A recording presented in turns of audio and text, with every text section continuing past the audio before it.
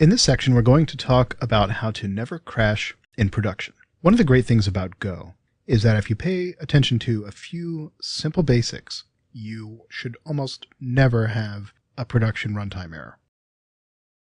In this first video, we're going to look at index errors.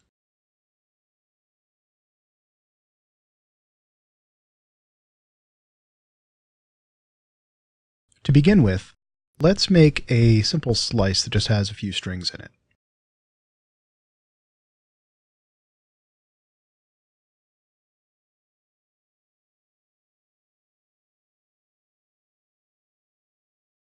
Now when we run it, just printing the entire slice, you'll see something that looks like this.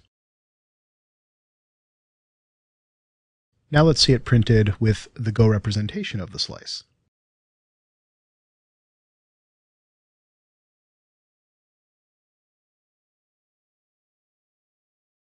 Notice that if you use P, you actually get a representation that Go uses, which you can copy-paste into Go code.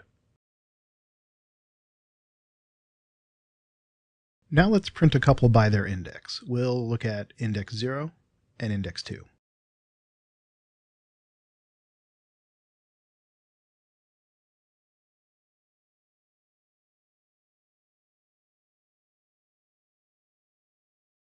Now when we run it, we get screwdriver and phone booth.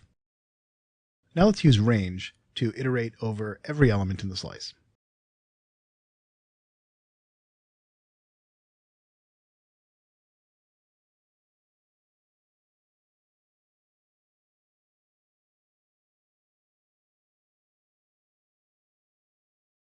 Now let's loop over them by index. We'll go through indexes 0 through 4, even though there are only 3 values.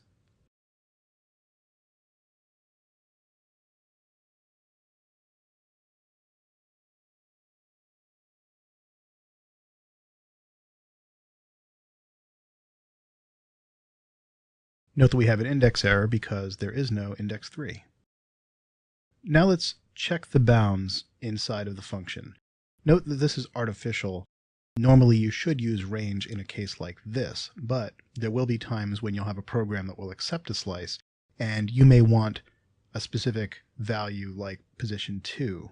And in those cases, it's important to check the length before you try to access that value.